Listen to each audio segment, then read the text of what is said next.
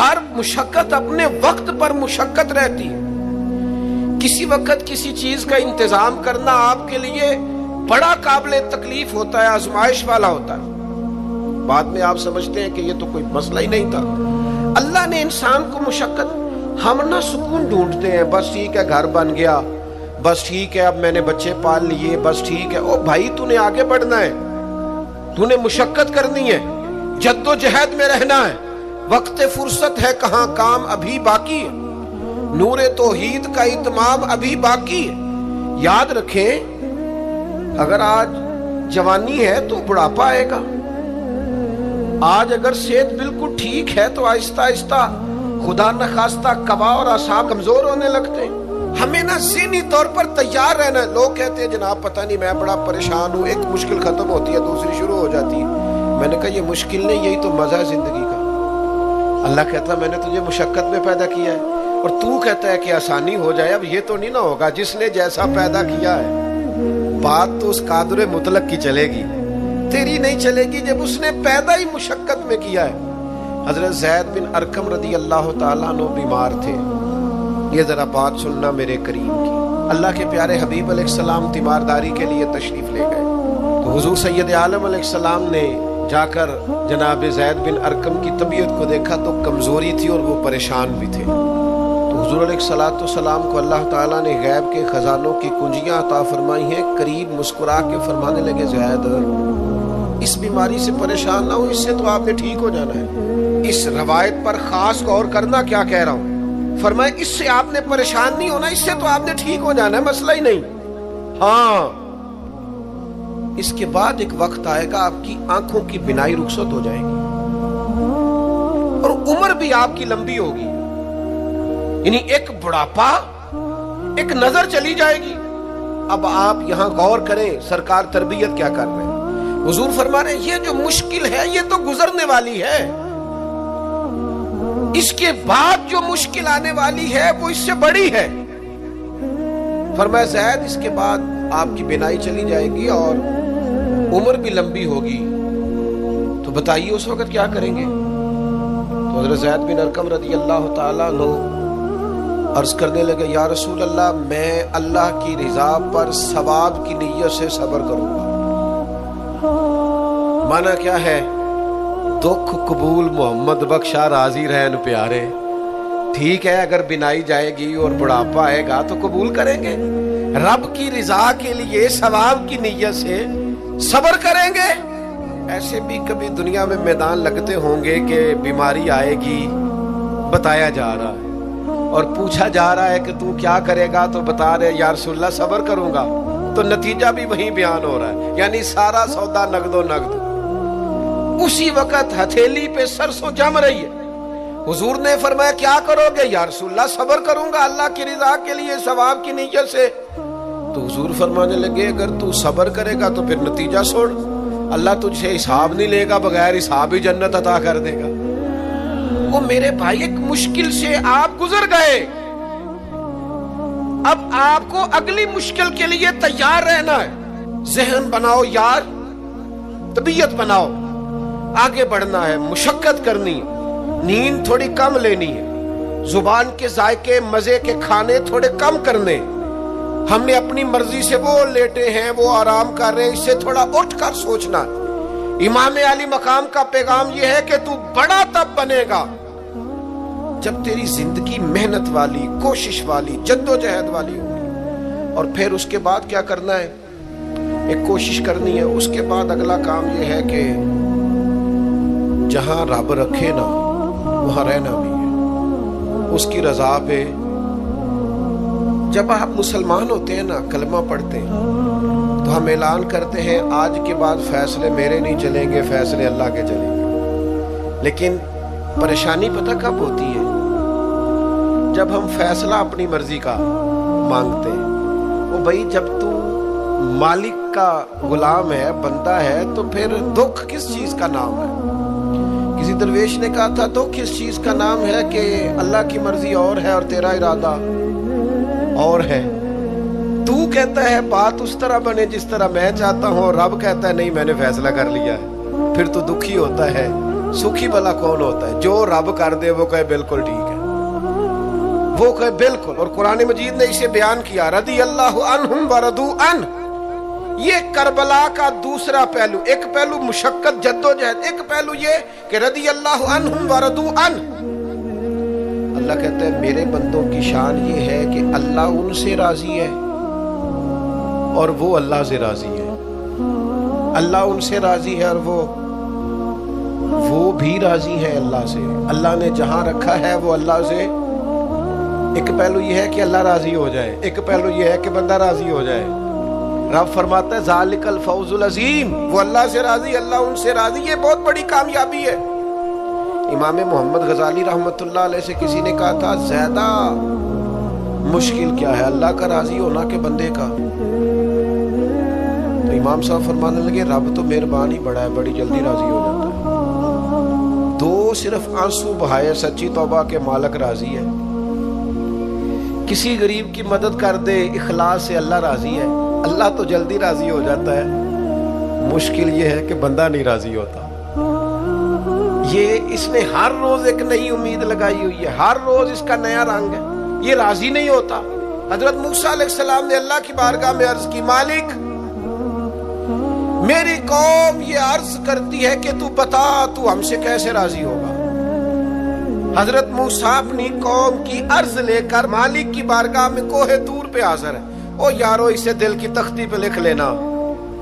عرض کی مالک میری قوم کہتی ہے رب کریم کے حضور عرض کرے کہ ہمیں بتائے ہمارا رب ہم سے کیسے راضی ہوگا.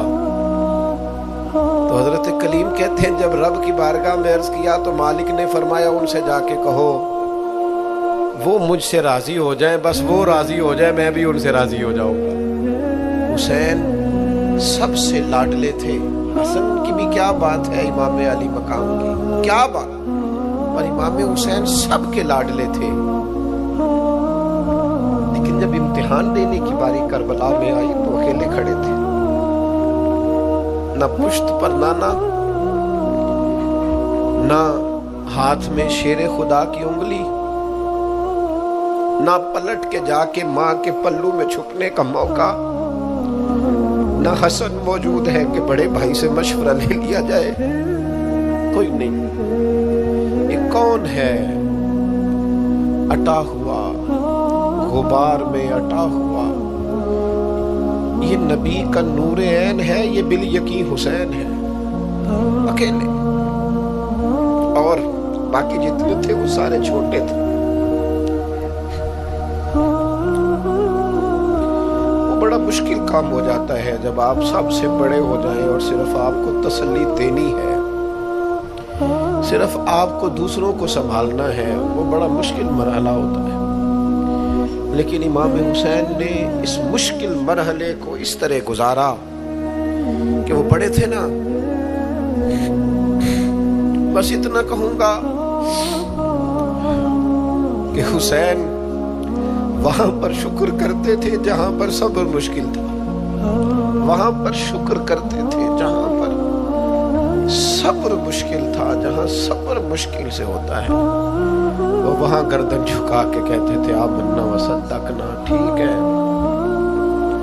دکھ قبول محمد بخشا بس راضی رہن پیارے. آپ اس بات کو یاد رکھیں اور اس کو اچھی طرح سمجھ لیں کہ آپ جب تک مزاج مشقت کا نہیں بناتے، ایک کے بعد دوسری، دوسری کے بعد تیسری، تیسری کے بعد چوتھی مشقتیں راہ دیکھ رہی.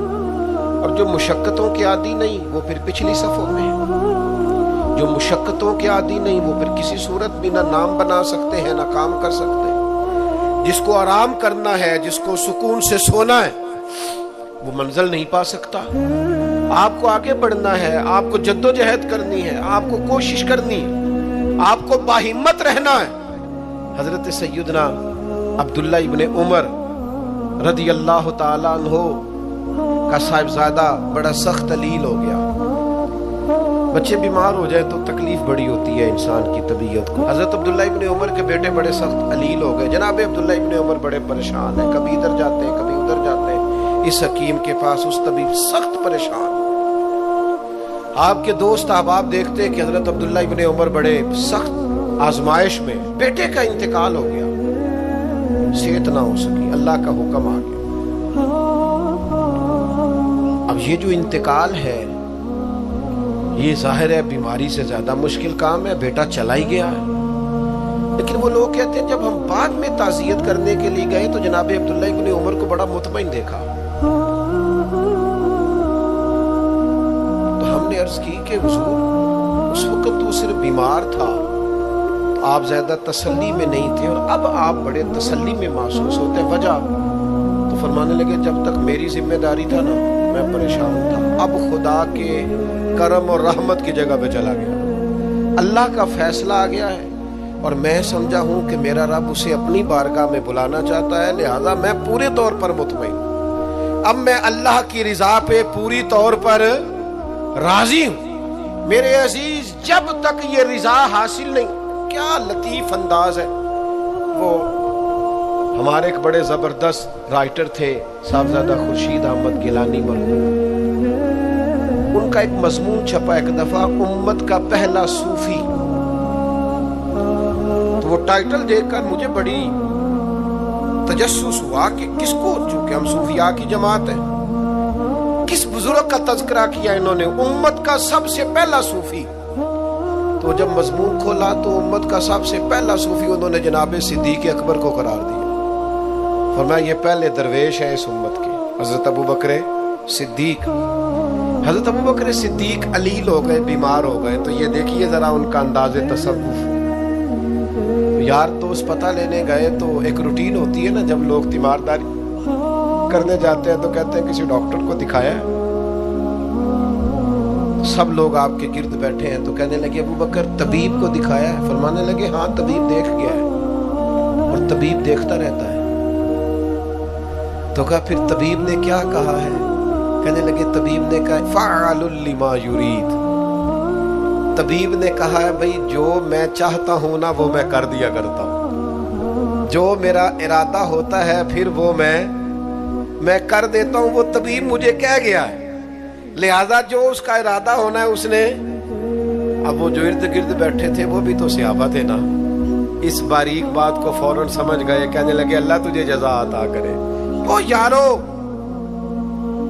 थोड़े दिन अगर सुख से जीना चाहते हो तो एक ही इलाज है, एक मालिक की रजा में राजी रहो, ना समझ आए तो फिर करबला वाले इमाम हुसैन की तरफ देखना, वो नाना के कंधों पे थे फिर भी बड़े खुश थे, वो माँ की गोद में थे फिर भी बड़े खुश थे, शेरे खुदा की बाहों में थे फिर भी बड़े खुश थे, हसन के साथ सफरे हज पे तो भी बड़े राजी थे, और जिस दिन रजब के महीने में मदीना छोड़ रहे थे तो उस दिन भी कह रहे थे मालिक मैं तेरी रजा में राजी हूं। और हुसैन इब्ने अली रज़ी अल्लाह ताला अन्हु ने हमें ये मेयार दिया है, जिस दिन शबीह मुस्तफा अली अकबर उनके घर में पैदा हुए थे, हुसैन उस दिन भी बड़े राजी थे।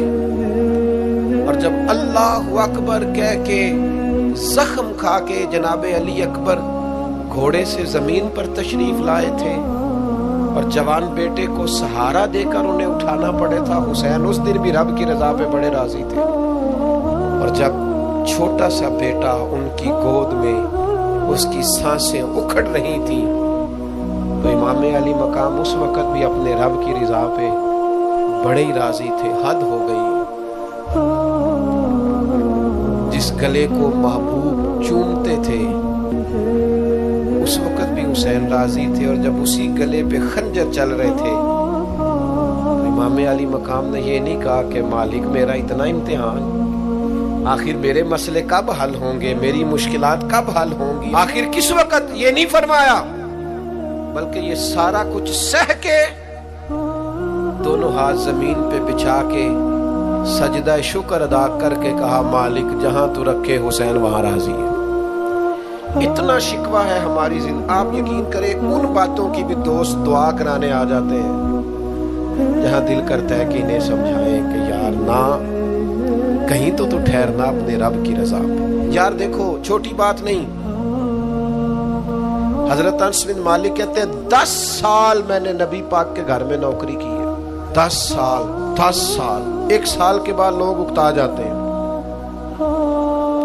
सारा पता चल जाता है। उसके बाद वो चाहते नहीं रहती, बंदा पुराना हो जाता है। इकराम एहतराम इल्ला माशाअल्लाह वो नहीं रहता। फरमाते हैं 10 साल हुजूर के घर में नौकरी की, पूरे 10 साल एक दफा भी रसूल पाक ने उफ नहीं कहा। फरमाते हैं ऐसा नहीं कि कभी कोई ऐसी बात नहीं हुई जिससे हुजूर नाराज हो। कई दफा ऐसे मौके आए, हुजूर ने किसी काम से भेजा, मैं जाके बच्चों के साथ खेलने लगा, महबूब आए, मैं डर गया, लेकिन हुजूर ने कुछ भी नहीं कहा, मुस्कुरा के फरमाया तुम्हें काम भेजा था, करके क्यों नहीं आए? ओ यार, आप ठहरे तो सही, इस्तकामत तो हो। जरा जरा सी बात पे बिलबिला उठना, तड़प जाना, हर चीज से उलझ जाना, ये बंदा मोमिन की शान नहीं। ताकतवर जिंदगी गुजारो, ताकतवर। एक तो ये कि मुशक्कत करनी है, दूसरा अल्लाह की रिजा पे राजी रहे, और तीसरी बात ये सोचे कभी जाती किस्म की नहीं बनानी, सोचे मिली किस्म की, कौमी आफाकी सोचें। इतने दोस्त हमारी खानका से वाबस्ता हैं, यहाँ किसी आस्थाने से वाबस्ता है, कुछ हमारे पास मदरसे में पढ़ते हैं, कहीं भी आप पढ़ते हैं। आपकी सोचें जब तक मिली और कौमी नहीं होती, आप बहुत ज्यादा भी बासलाहियत हैं तो आप कोई किरदार नहीं अदा कर सकते। आपको अल्लाह ने जो सलाहियत दी है वो दीन के लिए खर्च करें। कोई भी सलाहियत है आपकी, अजीज वसीउल ज़र्फी वसीउल मशरब, आप अपनी सलाहियत से कौमी फायदा करें। आप क्या मतलब मिली बातें, छोटी बातें, छोटा सा ज़हन, छोटी सी बात, आप वसी बात करें। इमाम बुखारी लिख गए, एक मखसूस फिक़्ह के मुकल्लिद थे इमाम साहब, लेकिन उन्होंने बुखारी में ये रंग ने इख्तियार किया कि जो किसी और मसलक पर चीजें दलाइल करती हैं, फिक़्ह के मसलक की बात कर, किसी और मशरब पर तो मैंने लेनी नहीं। उन्होंने काम किए तो कौमी सतह के किए, छोटे छोटे ज़ेन, छोटी छोटी बातें। हमारा ही मदरसा नहीं, दुनिया में मदरसे, हमारी खानका नहीं, दुनिया में खानका है। हम अगर एक दूसरे से लोगों को तोड़ने लगेंगे तो मिली काम नहीं होगा। हम घर नहीं बनाना चाहते, हम रसूलुल्लाह का दीन तामीर करना चाहते हैं, दीन इस उम्मत के अंदर लाना चाहते हैं, नाफिज करना चाहते हैं। तो हम तो थोड़े से लोग हैं काम करने वाले जो पूरी दुनिया में काम कर रहे हैं, कहीं भी कोई काम कर रहा है। हम नबी पाक का दीन लाना चाहते हैं तो हम तो हर एक को सपोर्ट करते हैं, जो थोड़ा सा भी काम कर रहा है उसे सपोर्ट करते हैं। मेरी आपसे गुजारिश है, जिस काज के लिए इमाम हुसैन ने जान दी थी ना, उस काज पर काम करने की जरूरत है। अब क्या करने की जरूरत है? अब वो पैगाम जो इमाम अली मकाम का पैगाम, दीन के लिए काम करें, बेहयाई के खिलाफ, उरियानी के खिलाफ, बेदीन कुव्वतों के खिलाफ। लोगों को सुकून मिलेगा, उन्हें कायल करें कि सुकून तुम्हें नमाज में मिलेगा, इबादत में मिलेगा, दयानतदारी में सुकून है, कनात में सुकून है, इज्जत नफ्स और खुददारी में जो तुम्हारे लिए अल्लाह ने रखा है उसमें सुकून है। लूट के खाओगे तो सुकून नहीं मिलेगा। मेरे भाई, इस सारे पैगाम को आम करने की जरूरत है, फैल जाए दुनिया में। और जिस तरह अपने हक में लोगों को कायल करते हो ना, को मजबूरी बन जाए, इस तरह लोगों को दीन के हक में कायल करें। मिन्नत करके बेनमाजी को नमाजी करें, मिन्नत करके जो दीन से दूर है उसे दीन के करीब करें। आप कोशिश करें कि फरोगे दीन हो, जहां मस्जिद नहीं तामीर मस्जिद में किरदार अदा कर। अपने लहजों से हर थकावट उतार के आगे बढ़ो, मिली कौमी सोचें पैदा करो। हमने इस वतन को भी तामीर करना है, दीन के लिए हमने अपने आप को पेश करना है जिस हद तक हो सके। और दीन की तबलीग का सबसे बेहतरीन तरीका ये है। इमाम जाफर सादक से किसी ने कहा था, मैं दीन की तबलीग करना चाहता हूँ, क्या करूँ? पैगाम इमाम हुसैन कॉन्फ्रेंस में बात खत्म करते वक्त इमाम हुसैन के पोते की बात सुना रहा हूँ। कहा, हुजूर दीन की तबलीग करना चाहता हूँ, क्या करूँ? फरमाने लगे, दीन पे अमल करना शुरू कर दे। ये दीन की तबलीग। آپ کا اچھا اخلاق یہ دین کی تبلیغ ہے، آپ کا معاف کرنے کا جذبہ یہ دین کی تبلیغ ہے، آپ کی خیر خواہی لوگوں کا بھلا کرنا یہی دین کی تبلیغ ہے۔ صرف تقریر سے تبلیغ نہیں کریں آپ کا عمل اور کردار یہ دین کی تبلیغ ہے۔ آپ اپنا انداز زندگی بدل جائیں، انداز خوبصورت کر جائیں، یہ دین کی تبلیغ شروع ہو جائے گی۔ 3 باتیں آپ کی خدمت میں رکھی ہیں اس پورے گفتگو کا نتیجہ۔ ایک تو زندگی مشقت والی، محنت والی، جد و جہد والی۔ یہ جو نوجوان آرام ڈھونڈتے ہیں نا، سکون، اقبال کہتے ہیں لہو مجھ کو رلاتی ہے جوانوں کی تن آسانی، یہ تیار ہو جائیں۔ مشقت، جد و جہد، کوشش، اور دوسری بات اس کوشش کے بعد بھی رب جو فیصلہ کرے رب کے فیصلے پر راضی رہیں، مقام تسلیم و رضا والی زندگی گزاریں۔ اور تیسری گزارش، سوچیں سطحی نہیں، ذاتی نہیں، عالمی سوچیں۔ میں بڑے درد سے یہ بات عرض کروں، لوگ اپنی ذات کے لیے دین کا استعمال کرتے ہیں، اپنی ذات کے۔ جو میرا ذاتی مخالف ہے میں اسے یزید کہہ دیتا ہوں، میرا ذاتی مخالف ہے۔ ہمارا ذاتی مخالف ہوتا ہے، ہم کہتے ہیں بے ایمان ہو گئے، وہ خدا کے بندے تیرے سے اختلاف ہوا ہے، تو اسے یزید تو نہ بنا، اتنی بڑی لعنت کا توق تو نے گلے میں ڈال دیا۔ اگر وہ یزید ہے تو اپنے آپ کو کیا سمجھتا ہے؟ اپنا پھر تو نے درجہ کیا بنا؟ اتنی جلدی نہیں، قومی سوچیں پیدا کریں، کوشش کریں کہ آپ ملی کام کریں، آپ لوگوں کو جوڑیں۔ آفاقی تعلیمات ہیں اسلام کی، ان آفاقی تعلیمات میں آپ اپنا وقت گزاریں گے تو آپ محسوس کریں گے زندگی بڑی خوبصورت ہو گئی۔